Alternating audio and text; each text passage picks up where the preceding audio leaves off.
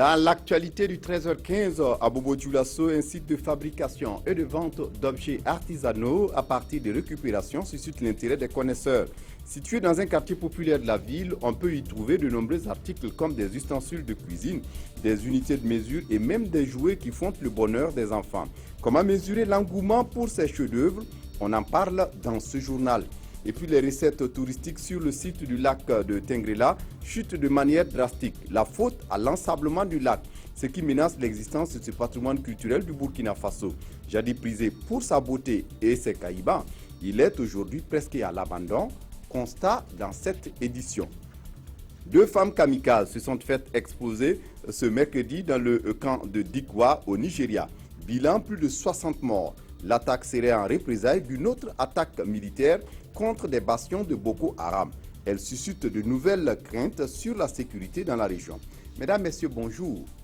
Ravi de vous retrouver. Mais tout d'abord, à l'Assemblée nationale, Salif Diallo reçoit un groupe d'initiatives citoyennes venu exposer ses projets.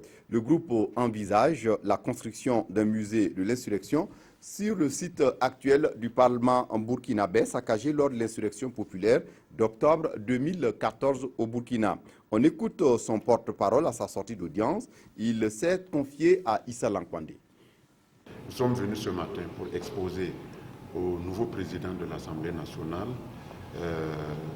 un projet qui nous tient à cœur, qui est l'érection d'un musée sur la base de ce qui reste des bâtiments de l'Assemblée nationale, de sorte à en faire un symbole fort sur la lutte du peuple burkinabé pour la défense de la démocratie, des institutions, de l'alternance, et en faire surtout un symbole fort qui doit parler à tous ceux qui auront désormais en charge la gouvernance de ce pays-là sur la nécessité de respecter scrupuleusement la Constitution. Bientôt, le public sera saisi de la question pour réfléchir sur le contenu architectural et artistique à donner à ce monument et sur les moyens de l'ériger.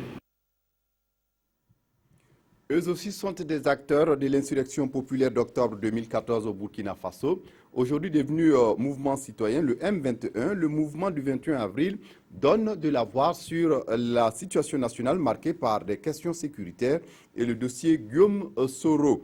Le M21 appelle à la vigilance et estime que sur l'affaire Guillaume Soro, aucune immixtion ne doit être tolérée. Amadou Ilboudo, Abdul Rasmane Zongo. Question sécuritaire au Burkina Faso et affaire Guillaume Soro, le M21 monte au créneau et donne son approche. Explication du premier responsable du mouvement. Notre pays vit des moments préoccupants du point de vue de la sécurité. L'heure n'étant plus à se demander qu'est-ce qu'il faut faire, mais de dire qu'est-ce qui a été fait et qu'est-ce qui gagnerait à être renforcé pour garantir la sécurité la plus totale possible au Burkinabé. S'agissant du problème ivoiro-burkinabé, nous pensons qu'il ne doit pas y avoir d'immixtion de la part du gouvernement burkinabé et que la justice doit continuer son travail pour la manifestation de la vérité sur l'implication de Soro Guillaume dans le coup d'État manqué de septembre dernier. D'ores et déjà, le M21 lance à partir de ce 12 février 2016 sur l'ensemble du territoire national une vaste campagne de sensibilisation ponctuée de conférences de presse et d'autres activités afin d'apporter sa contribution pour le renforcement de la sécurité au Burkina Faso. Pour le développement du Burkina Faso, aucune contribution n'est à négliger. Le pays compte ainsi sur la prise en compte des questions de migration. Un projet de texte existe pour appuyer le dialogue national sur la gestion des migrations et du développement. Ce jeudi, des experts sont réunis à Ouagadougou pour l'examiner et procéder à son adoption. Nathalie Kaoré, Jean Zongo. Le Burkina Faso n'échappe pas au phénomène de la migration. Selon les 4 derniers recensements de la population, les Burkinabés sortent de leur territoire plus que les populations du reste du monde ne rentrent au Burkina Faso. Faire en sorte que ses compatriotes contribuent réellement au développement du Burkina Faso, c'est tout le sens du projet dénommé « Appui au dialogue national sur la gestion de la migration et le développement ». De plus en plus, on a des compatriotes qui sont à l'extérieur, Et ils ont une certaine expertise acquise dans leur milieu de vie. Et il est important pour l'État burkinabé de réunir toutes ses compétences pour voir comment ensemble nous allons construire le pays. Le projet Appui au dialogue national sur la gestion de la migration et le développement va coûter plus de 277 millions de francs CFA. Il est financé à 92% par la coopération suisse. Il est indéniable que le lien entre les phénomènes migratoires et le développement sont des liens établis. Donc il était naturel pour nous, comme agence de développement, de participer à cet effort. Le projet, dont les acteurs sont invités à se l'approprier, sera bientôt adopté en Conseil des ministres et prendra fin le 31 mars 2017. Il sera exécuté par le ministère de l'Économie, des Finances et du Développement à travers la Direction générale de l'économie et de la planification. Le PAFASPE, le programme d'appui aux filières agro-silvopastorales, travaille avec les entreprises du Burkina sur la prise en compte des mesures environnementales dans leur mission, surtout dans l'aménagement des périmètres irrigués, de vergers et de manguiers. Une série de rencontres est donc organisée pour atteindre le but visé. Jean-Eudes Bayala, Yolande Lompo. L'aménagement de périmètres irrigués, la construction de marchés à bétail ou de parcs de vaccination, ainsi que la construction de comptoirs ou de marchés de fruits et de légumes requièrent une prise en compte de mesures environnementales, sociales et de sécurité. Et pourtant, certaines de ces entreprises ignorent ces mesures, d'où cette formation. Les travaux qui vont se réaliser couvrent presque toutes les régions du Burkina. Et comme vous le savez, les entreprises, le plus souvent, ne travaillent pas sur les questions environnementales et sociales. Mais pour le PAFASPE, ce sont des questions cruciales. Il ne faut pas que ce que nous réalisons ait des conséquences, des impacts négatifs sur le plan environnemental et sur le plan social. Les mesures sécuritaires durant les travaux, les obligations de chaque partie et les mesures de sauvegarde environnementale et sociale sont entre autres les modules à développer. Dans l'actualité de ce 13h15, les recettes touristiques sur le site du lac de Tengrela chutent de manière drastique. La faute à l'ensablement du lac, ce qui menace l'existence de ce patrimoine culturel du Burkina Faso. Jadis prisé pour sa beauté et ses caïmans, il tend à être laissé à l'abandon. Constat avec Martin Zerbo et Carole Tougouma. Les sites touristiques, le lac des hippopotames de Tengrela. Et voici le lac Tengrela, si couramment cité dans les annales et livres scolaires du Burkina Faso.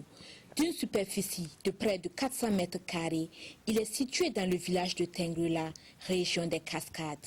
Et le village a été nommé Tenyankoulou en langue karaboro.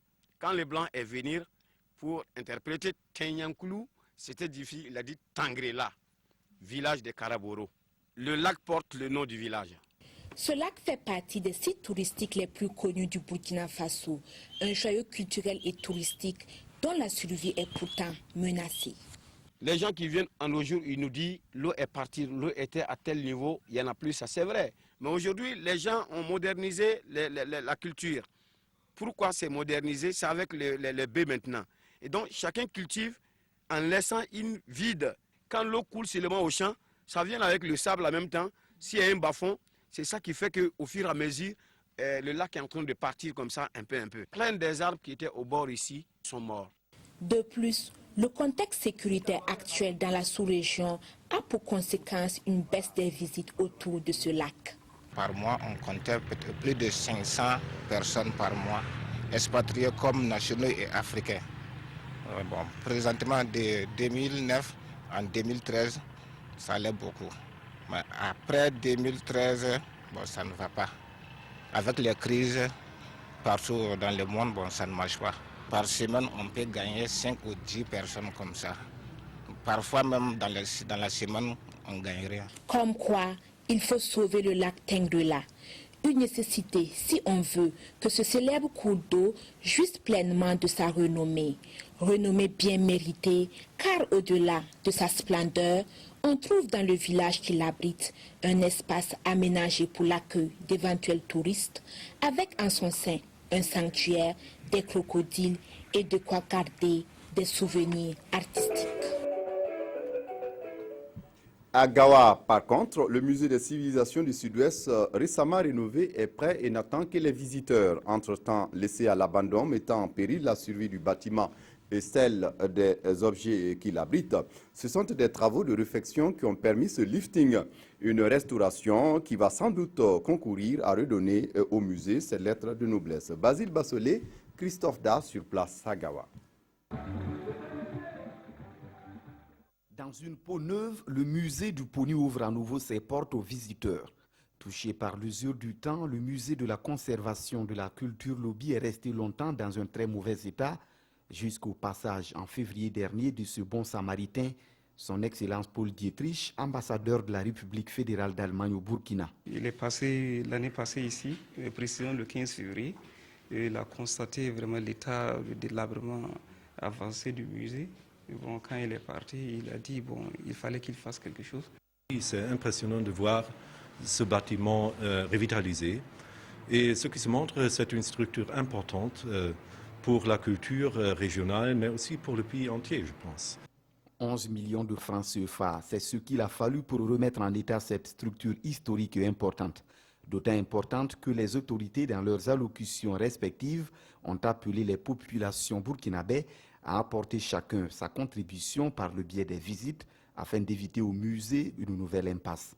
Nos efforts étaient vraiment vains parce qu'on travaille, on vient le lendemain, c'est le désastre. Mais maintenant, avec ce coup qu'ils ont donné grâce à l'ambassade, je pense que ça va vraiment donner vie. Et ça va encore attirer, parce que lorsqu'un bâtiment est beau, ça attire du monde. Le musée du Poni attend désormais du monde avec son nouveau visage, prêt à laisser découvrir à qui veut le savoir l'identité culturelle des 7 groupes ethniques qui composent le peuple Lobi. Une mission que la galerie assure depuis bientôt 26 ans. Et puis le site de fabrication et de vente d'objets artisanaux de Bobo-Dioulasso n'est pas loin d'un site touristique. On y trouve des objets faits à partir de barriques ou autres objets de récupération. Situé aux abords du boulevard de l'Indépendance au quartier Farakan de la ville de Bobo-Dioulasso, ce site regorge de nombreux articles comme ustensiles de cuisine, des unités de mesure et des jouets pour enfants. Ahadi Sandamba est allé voir tout cela pour nous, son compte rendu. C'est un marché artisanal pas comme les autres. Nous sommes aux abords du boulevard de l'Indépendance, au quartier Farakan de Bobo-Dioulasso. Ici, presque tous les objets sont fabriqués à partir de barriques, de boîtes et autres objets en fer. C'est le cas de cette gamme d'objets faits à partir soit de boîtes de tomates, soit de boîtes de lait et que sais-je encore. Dans tous les cas, la vente de ces objets est une source de revenus non négligeable. C'est notre gagne-pain, certes, mais c'est aussi des objets utiles à la société. Ça vaut mieux que de rester à se tourner les pouces. Je viens acheter les marmites à 30 000 francs et les jouets des enfants entre 5 000 et 10 000 pour les revendre. Non loin de ce marché se trouve l'usine, que dis-je, l'atelier de fabrication de tous ces objets. C'est dans cette concession familiale au quartier Saint-Étienne que ces artisans donnent à ces boîtes une seconde vie.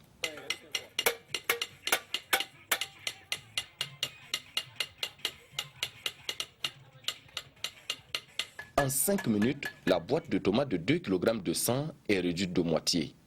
Le produit obtenu est utilisé comme unité de mesure sur le marché. Un objet utilitaire parmi tant d'autres. Ceci est une demi-boîte. Elle est utilisée comme unité de mesure. Quant aux petites boîtes, nous les utilisons pour fabriquer des coffres d'argent. Il y a également des jouets pour enfants et les moules de gâteaux. Ces boîtes sont utilisées pour mesurer le riz, les chenilles, le maïs et autres. C'est vrai que l'activité ne nous rend pas assez riches, mais nous arrivons à subvenir à nos besoins. Ce n'est pas Draman Sanou qui dira le contraire. Depuis plus de 15 ans, ce père de famille vit de la fabrication de ces objets. J'ai une femme et 2 enfants. Et ce travail m'est très rentable car je gagne au moins 7 500 francs par jour. Je vis donc de l'activité, de même que la scolarité des enfants. Et même si l'activité nourrit son homme, il n'en demeure pas moins que tous les acteurs caressent de grandes ambitions. Si toutefois nous avons du soutien, nous pouvons moderniser notre activité parce que nous savons faire des étagères pour les réfrigérateurs et même des glacières. Avec donc ces boîtes, l'on est tenté de dire comme l'autre que rien ne se perd, car les résidus issus de la fabrication des objets sont exportés vers d'autres pays de la sous-région. Un commerce qui sans doute procure également des revenus à ses artisans.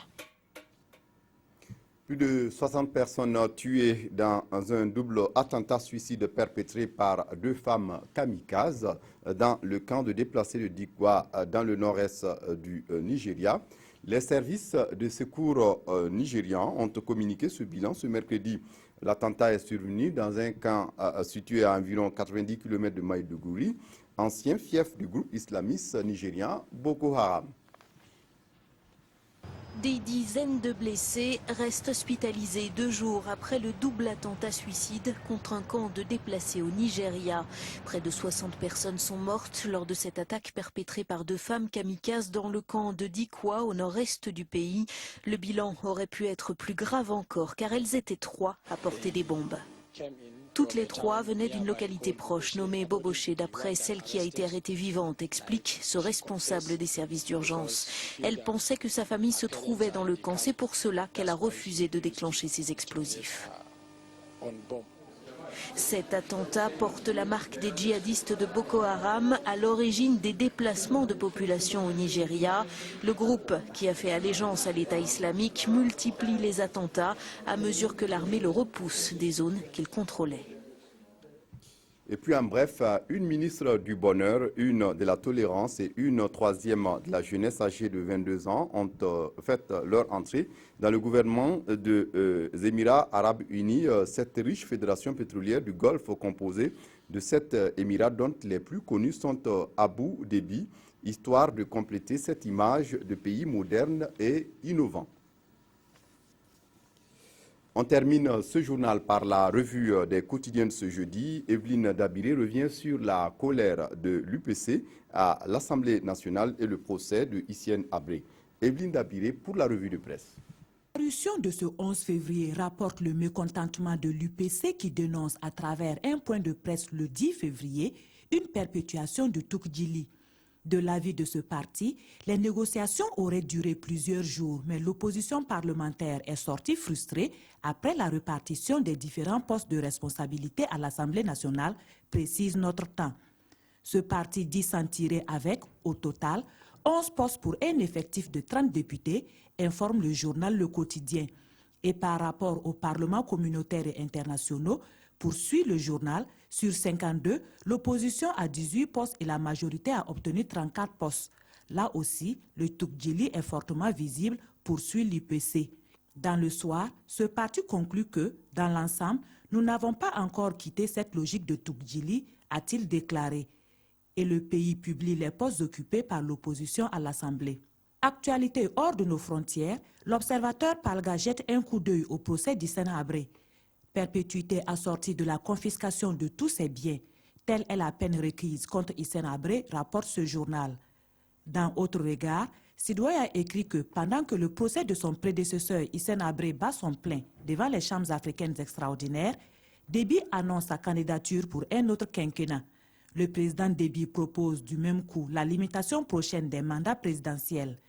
L'homme fort de Djamena va remettre en place le verrou qu'il a lui-même fait sauter en 2005. Sidoya annonce alors, le feuilleton Déby a commencé. Voilà, c'est tout pour ce journal. Merci de votre attention. Très bonne suite de programmes sur la RTB. Au revoir.